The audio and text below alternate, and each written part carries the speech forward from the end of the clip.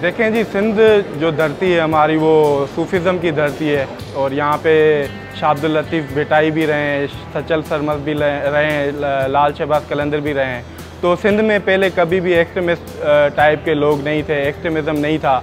कुछ टाइम से हम देख रहे थे स्टूडेंट्स के कि ये चीज़ें बढ़ रही हैं। तो आज का जो प्रोग्राम अरेंज करने का मकसद यही है कि यहाँ से हम पीस और इंटरफेथ हारमोनी का मैसेज देना चाह रहे हैं और दुनिया को बताना चाह रहे हैं कि पाकिस्तान में बसने वाले जो हिंदू भाई हैं वो हमेशा रहे हैं मुसलमान भाइयों के साथ और आगे भी शाना बशाना खड़े रहेंगे।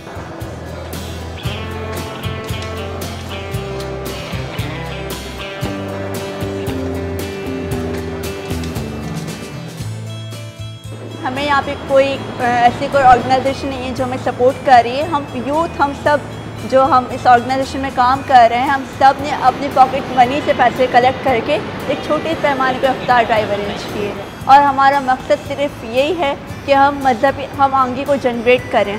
तो मैं चाह रही हूँ कि मुसलमान भाइयों की तरफ ये मैसेज जाए, बल्कि पूरी दुनिया में ये मैसेज जाए कि हम अपना एक प्यार का स्टेप आपकी तरफ बढ़ा रहे हैं तो आप भी बढ़ाएँ और हमें वेलकम करें अपनी स्टेट में। हम पाकिस्तानी हैं, हम पाकिस्तान में रहना चाहते हैं।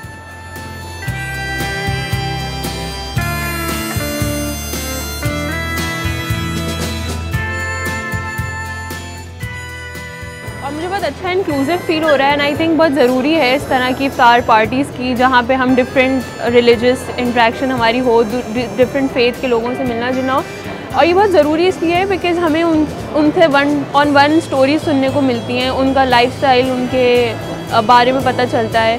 तो आई थिंक ये बहुत ज़रूरी है इस तरह की चीज़ें होना। एक्सेप्टेंस नहीं है बिल्कुल। मेरी हिंदू फ्रेंड्स हैं, फीमेल फ्रेंड्स हैं, तो वो अपने एक्सपीरियंस के बारे में बताती हैं कि किस तरह जो लार्जर सोसाइटी है उसमें बिल्कुल एक्सेप्टेंस नहीं है उनके लिए। और being a female Hindu person in living in Karachi बहुत एक टफ़ सिनेरियो है।